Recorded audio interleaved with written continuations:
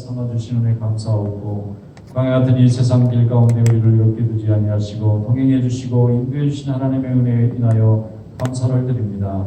한치 앞도 알 수 없는 한계와 같은 인생을 살아가며 우리가 하나님의 말씀을 좌우명으로 삼고 우리의 길의 안내자가 되게 인도해 주셔서 감사합니다. 주의 말씀을 통하여 우리의 심령을 새롭게 하여 주셔서 감사합니다.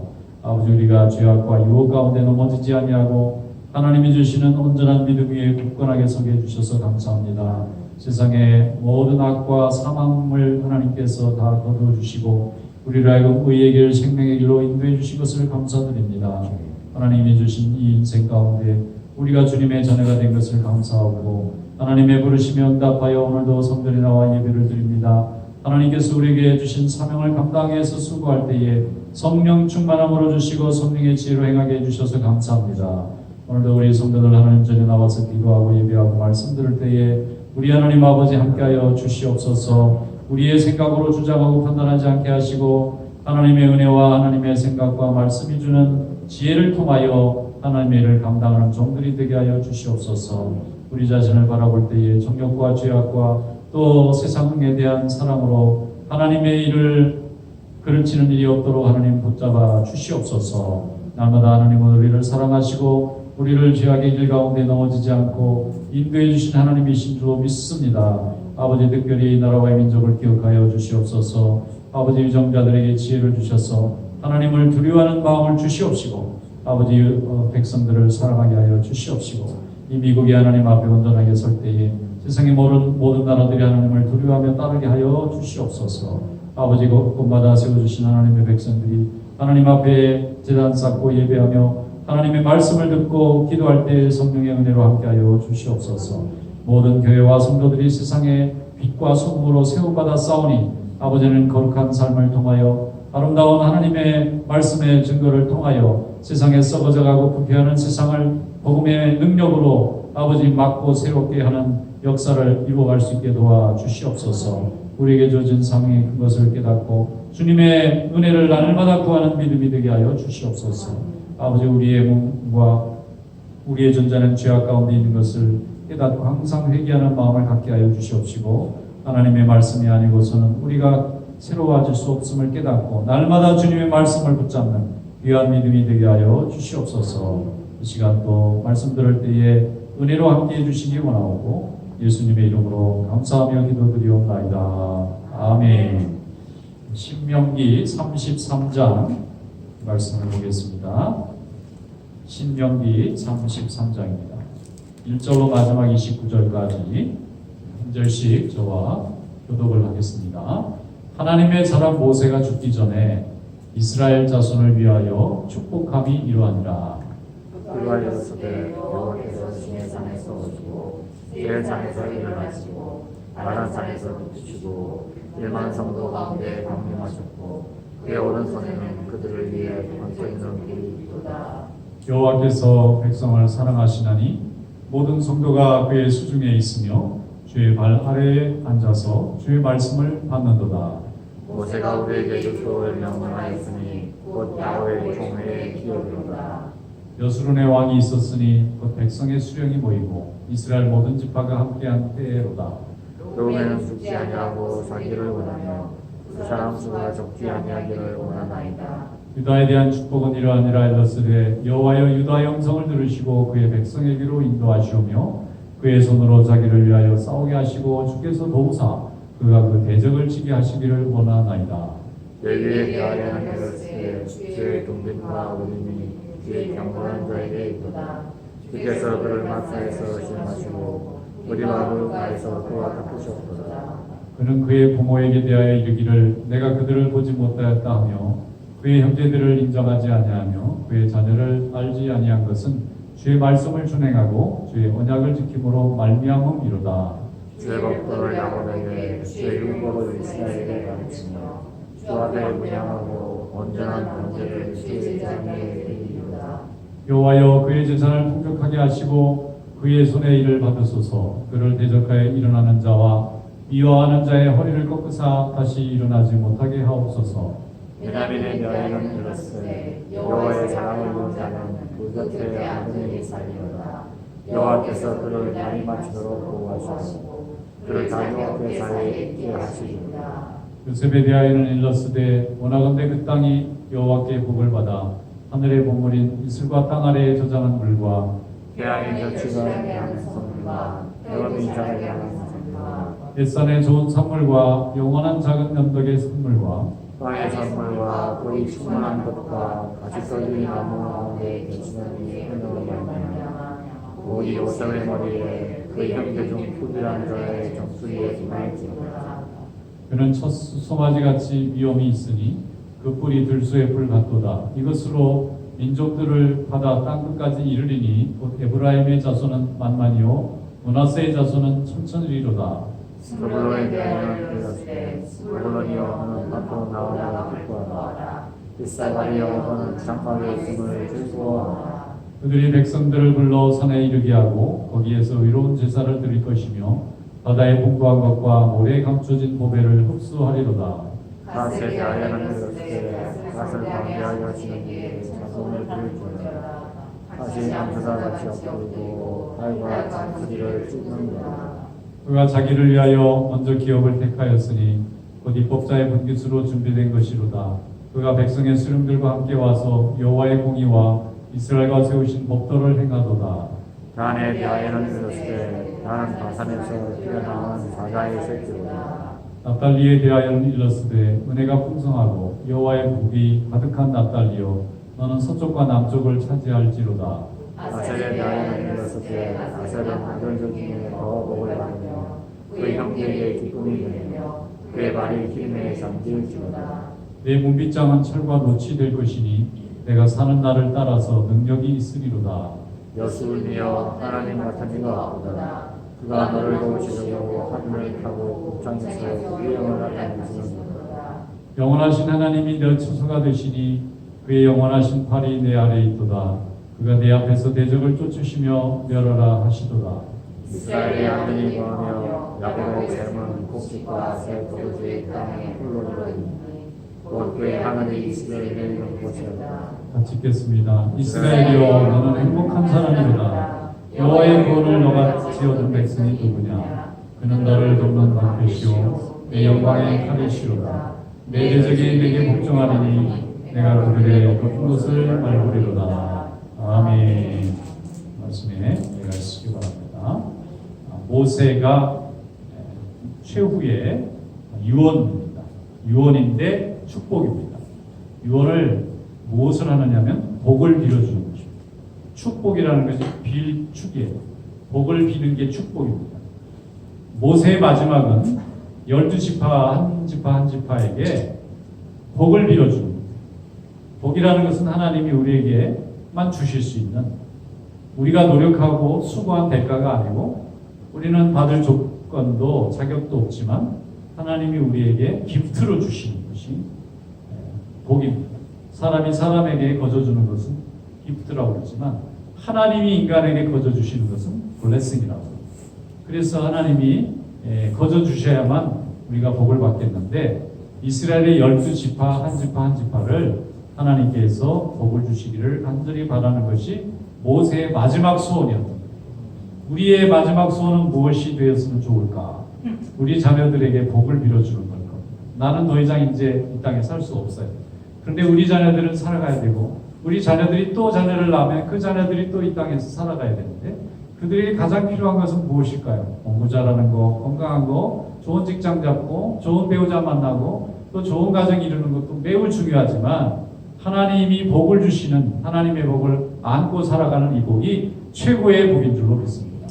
모세는 40년 동안 이스라엘 백성들을 광야에 인도했던 사람이고 40년 동안은 광야에서 목동 생활을 한 사람. 목동 생활할 때 얼마나 이 사람이 자기 자존감이 떨어졌느냐면은 하나님이 모세에게 가서 내 백성 이스라엘을 풀어줘라고 해라. 그러면 내가 너와 함께 해주겠다고 했는데 모세가 한 말이 저는 말을 할 줄을 모릅니다. 실어증 환자인가? 말을 못합니다. 말은 하는데 너무 세상이 무서워서 말을 감히 이제 못하는 거예요. 무서워서. 40년간을 그렇게 살았으니까 40년간 그 사람이 매일 한 연습이 뭘까요? 나는 아무것도 아니다. 나는 아무것도 아니다. 이러면서 살았을 거예요. 근데 하나님이 아무것도 아닌 게 아니다. 그러니까 헷갈리는 거예요, 이 사람이. 왜냐하면 40년 동안에는 애굽의 왕자로 살았습니다. 히브리 백성이었지만 애굽의 공주의 양자로 살았기 때문에 애굽의 궁전에서 그 애굽의 왕자 중에 하나로 산 거예요. 어쨌든 양자지만 신분적으로는 왕의 딸의 자식이니까 이거 왕족이 왕족. 당시에 애굽은 지금의 미국만큼 문명과 국력이 강했던 시절이니까 모든 그 과학이라든지 지식이 궁궐에 다 있었을 거예요. 그러니까 세상의 지식이라는 지식은 다 배웠던 이 모세가 자기 백성이 고통당하는 줄 알고 구해주려고 했는데 백성의 마음을 얻으려기보다는 자기가 하고 싶은 것부터 한 거예요. 그러니까 아무도 그 사람에 대해서 아직 신임도 없고 누군지도 잘 모르는데 자기 혼자 의로운 분노에 쌓여가지고 이건 부당하다 그러고는 사람을 때려서 죽이기도 하고 그랬는데 그걸 바라보면서 히브리 백성들이 너희가 우리의 재판관이 되려고 하느냐?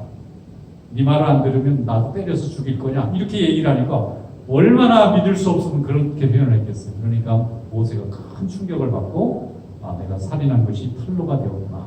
그러고는 도망을 칩니다.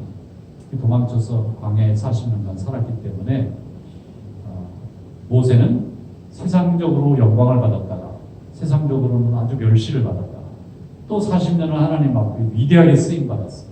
그러므로 모세의 마지막 고백은 하나님이 함께 해주셔야 개인도 복을 받고 민족도 복을 받는다는 것을 알고 이 마지막 자기의 최후의 인간으로서의 남기는 말은 하나님께서 이들에게 복을 내려주실 것을 위해서 르우벤 지파부터 유다 지파부터 레위 지파 그 다음에 요셉 지파에는 에브라임과 므낫세인데 이 순서대로 보고 굉장히 중요한 의미가 있어요. 르우벤 지파는 첫째 자식이고 유다 지파는 나중에 왕가가 될 겁니다.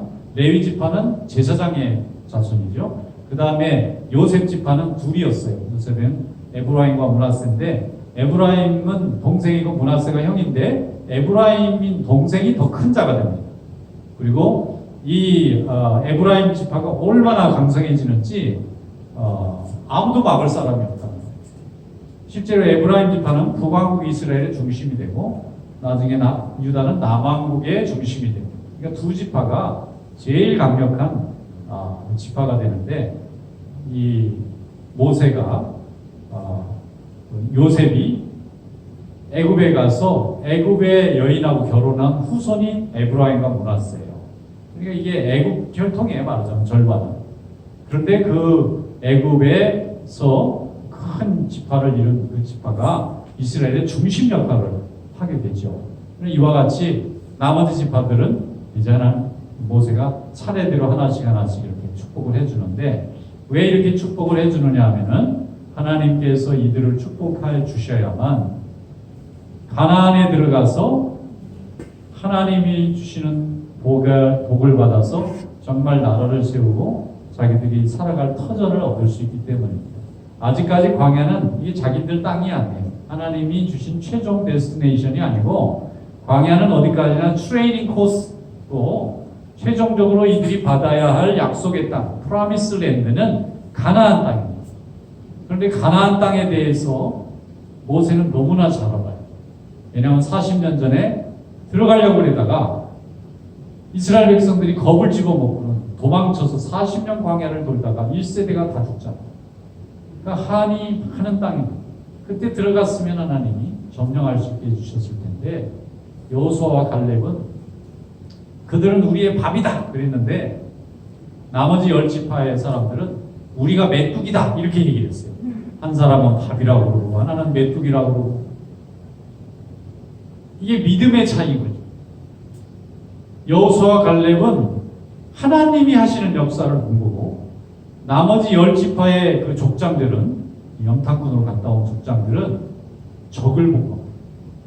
정말 거기는 풍요한 땅이고 사람들이 잘 먹으니까 키가 크고 그 다음에 여러 나라들이 있었기 때문에 강력한 군대들이 있으니까 거기에 비하면 우리가 너무 초라해 보여요. 여러분, 믿음은 용기와 상당히 관련이 있습니다. 용기가 없는 자는 믿음을 얻기가 매우 어려운데, 이 용기가 어디서부터 오는 용기냐면은 하나님이 내 등에 뒤에 계시다, 하나님이 나와 함께 하신다고 하는 이 믿음으로 용기를 발휘하는 거예요. 믿음으로 나가는 거예요. 그런데 여호수아 갈렙은 하나님이 우리와 함께 하시면 우리가 오합지졸처럼 보일지라도 저들을 이길 수가 있다고 믿었어요. 그런데 10명의 다른 정탐꾼들은 하나님이 안 보이는 거예요. 하나님을 믿는다고는 했지만 입으로만 믿었고 마음으로 고백 속에는 하나님이 없는 겁니다. 굉장히 간단한 차이인데 이 간단한 차이가 40년의 차이를 납니다.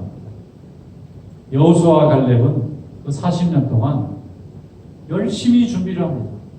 갈렙은 누구냐면 유다 지파의 총책입니다. 여호수아는 에브라임 지파의 총책입니다. 이 사람들이 무엇을 하느냐면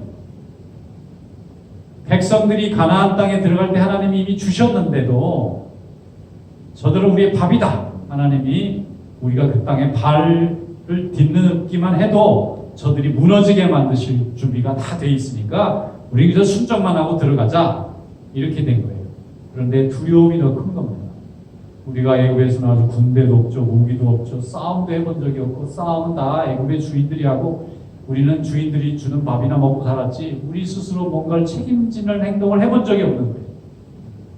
그런데 갑자기 책임지는 행동을 하라고 하니까 그 책임을 져본 일이 없기 때문에 무섭기만 한 거예요. 그런데 그 광야 40년 동안 유다 지파는 인구를 2배로 늘려놨어요. 갈렙이 아이를 많이 낳았어요. 아이들이 나와서 20살만 되면 벌써 전투를 할 수 있는 장정이 되잖아요. 에브라임과 유다 지파는 계속해서 인구수를 늘려서 다른 지파의 2배가 되는 거예요. 수가. 그러니까 두 지파만 나가도 전쟁이 다 되는 거고 나머지 지파들은 따라가는 거예요. 그냥 따라가. 그 어느 민족이나 어느 나라든지 모두가 골고루 잘 싸우는 법은 없어요. 잘 싸우는 사람 몇이 있고 그 사람 곁에 서서 나머지가 보조를 맞추는데 보조를 잘 맞추는 것도 굉장히 중요해요. 혼자서는 못하는 겁니다. 아무리 대단한 능력이 있어도 한 지파가 혼자 전쟁은 못하지만 한두 지파가 전쟁을 잘하는 지파가 있고 두 지파가 잘해요. 그리고 나머지 10지파가 조금 못하더라도 잘 도와주기만 하면, 잘 따라만 가도 적이 무너지는 거예요. 그래서 40년 동안 갈렙은 굉장한 훈련을 시켜서 유다 지파 혼자 나가도 가나안 6부족을 다 이길 실력을 다 갖춰놨던 거예요. 전쟁을 제일 잘하고 훈련도 제일 잘 돼 있고 또 인구도 제일 많고 또 지파의 힘도 제일 강하게 만들어놔서 마지막에 산지에 있는 헤브론 민족을 전쟁에서 점령하러 가는데 아무도 안 가려고 그래요. 무서우니까. 그런데 갈렙이 그때 나이 80세. 80세면은 이제 집에서 쉬셔야 될 나이잖아요. 지금도. 그런데 80이 무슨 말이냐. 지가 아직도 칼을 뽑을 수 있는 힘이 있다. 제가 제일 어렵다는 저 산지를 점령해야 되겠습니다. 그러니까 여호수아가 오케이 해줍니다. 그래서 갈렙이 그걸 점령했는데 그 성이 예루살렘입니다. 그게 예루살렘 성이 됩니다. 헤브론이 나중에 예루살렘 성이 되죠. 하나님 앞에 믿음으로 나아가는 사람은 산지를 얻을 수가 있지만 두려움 속에 있으면 이미 전쟁하기도 전에 패배해버린 거예요. 그래서 모세는 이스라엘 백성들을 다 모아놓고 제일 중요한 4-5지파를 먼저 축복해주고 나머지는 그 다음으로 축복해줬어요. 이게 축복의 내용을 보면은 12를 골고루 한 게 아니에요. 조금 많이 축복해준 데가 있고 조금 적게 축복해준 데가 있어요. 그게 무슨 뜻이냐면 잘하는 민족을 더 지파를 더 책임을 많이 주고 복을 많이 빌어주고 옆에 있는 지파들은 잘 도와주는 거예요. 하나님의 일은 항상 인간적으로 볼 때는 공평치가 않아요. 근데 하나님이 보실 때는 매우 공평해요. 왜냐하면 5달란트를 받은 자는 5달란트를 더 남기도록 돼 있고 1달란트는 받은 자는 한 달란트만 남길 수 있게 되어 있는데 그거를 질투하면은 망하는 거예요. 하나님이 각자의 주신 직분이 교회 안에도 다양하잖아요. 어떤 사람은 장로로, 집사로, 권사로, 뭐 여러 가지 통신도로, 또 가르치는 자로, 찬양하는 자로, 구제하는 자로, 섬기는 자로 다 만들어 놓을 때에 우리가 생각할 때 하나님이 저걸 저 사람이 제일 잘하니까 하나님이 그렇게 세워주셨나 보다 생각하고 우리가 존경하고 따라가는 거예요. 어떤 사람은 수고도 하지 아니하고 헌신도 하지 아니하고 헌신하고 수고하고 존경받는 사람을 질투만 하는 사람이 있어요. 그러면 자꾸 일이 망가지는 거예요. 그런데 하나님이 그 일을 감당해서 그만한 열매를 하나님이 거두게 하는 데에는 그 사람의 헌신과 책임과 노력과 눈물과 기도가 담겨있기 때문이에요. 하나님의 일을 할 때 기도 없이 할 수 있는 일은 아무것도 없습니다. 하나님의 일을 할 때 기도가 꼭 들어가요. 인간적으로 사람을 설득하는 일이다. 남을 도와주는 일이다. 무엇을 새로운 것을 세워나가는 모든 일을 할 때에 인간이 사람의 설득만으로는 절대 이루어지지 않습니다. 그게 하나님의 성령의 역사가 나타나고 그로 인해서 하나님의 능력이 나타나고 감동과 은혜가 있을 때에 주의 일이 생겨나는 거예요. 이 땅에 많은 사람들이 각자 자기의 산업을 이뤄가면서 살지만 하나님께 예배하고 하나님께 기도하는 교회는 사람들이 고민하고 계획한다고 세워지질 않아요. 하나님의 응답이 있어요. 그리고 간구하는 자가 있어요. 하나님 주의 제단을 세우고 싶습니다. 또 주님의 일꾼들을 모아서 하나님의 말씀으로 저들에게 복음을 전하고 싶습니다. 누군가는 눈물로 기도하는 자의 기도가 있어요. 그러면 하나님이 그 곳으로 몰아주세요. 다른 길은 다 막아놓고 그 길만 열려줄 수 있도록 이렇게 만드시는 거예요. 그래서 하나님이 함께 하시고 그 하나님의 은혜에 감사하는 자가 또 쓰임받고 주님께 영광을 돌리게 되는 줄로 믿습니다. 모세는 마지막에 자기 인생이 끝나가는 이 120년의 인생의 마지막을 자기가 이끌고 왔던 이스라엘 지파들을 축복해 주는 것으로 마감했어요. 이건 이제 축복하고는 숨을 거뒀습니다. 숨을 거둘 때 느보산에 올라가서 하나님 앞에 부름받았다고 해서 모세는 묘가 없어요. 어디에 묻혔는지 알 수가 없어요. 왜냐하면 올라오지 마라. 하나님 앞에 가니까 여호수아는 여기까지만 오는데 돌아가라. 그래서 어디서 돌아가셨는지. 그리고 혹시 모세가 사람들이 영웅시할까 봐, 영웅으로 막 섬길까 봐 아예 어디에 있는지도 알아보지도 못하게 만들어놨어요. 그래서 모세가 묘가 어디 있는지 알 길이 없어요. 하나님 앞에 쓰임받은 사람이지 그걸 숭배의 대상으로 삼으면 안 되니까. 그런데 이스라엘 백성 중에 나중에 가나안에 도착해가지고 사람들 중에 이상한 미신이 하나 생겼어요. 그게 뭐냐니까 구리뱀을 섬기는 우상이 생겼다는 거예요. 이 구리뱀이라는 건 하나님 잠깐 쓴 거예요. 광야 시절에. 너무 급하시니까 막 불뱀에 물려서 그 맹독이 퍼져가지고 지금 코로나 바이러스로 막 갑자기 사람이 바이러스로 감염되면 정말 잘못 걸린 사람은 막 치명적이 돼서 금방 목숨을 잃어버리듯이 불뱀에 물려가지고 그냥 다 죽어가니까 이 사람들은 한 번에 수십만 명을 고칠 수 있는 방법이 없잖아요. 그래서 하나님이 모세대로 빨리 긴 장대가 아마 한 10층 높이쯤 되는지 엄청나게 긴 장대였다고 해요. 그 꼭대기에 멀리서도 볼 수 있도록 구리로 대충 뱀 모양을 만들어내는 게 실제 뱀이 아닙니다. 이렇게 쇳덩어리, 철사덩어리 같이 생긴 걸 가지고 이렇게 뱀 모양을 만들어 가지고 모든 사람이 멀리서도 보면 그게 뱀같이 보이도록. 그래서 구리뱀이에요.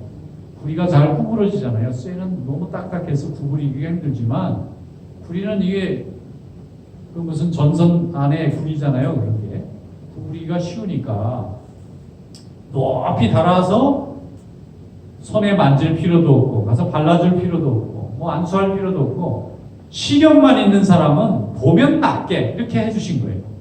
그것도 그때만 이루어진 일이에요. 계속 그런 게 아니라. 그 구리뱀의 역할이 끝난 다음에 어떻게 했을까요? 아마 모세가 없애가지고 서로 그냥 구리로 그릇을 만들어라. 없어졌을 겁니다. 그게. 아니면 누가 이거 참 하나님이 쓰신 거니까 집에 가지고 가야지 해서 집에 혹시 가져갔는지는 모르겠으나 모세는 구리뱀을 통해서 또 병을 낫자고 하신 적이 없어요.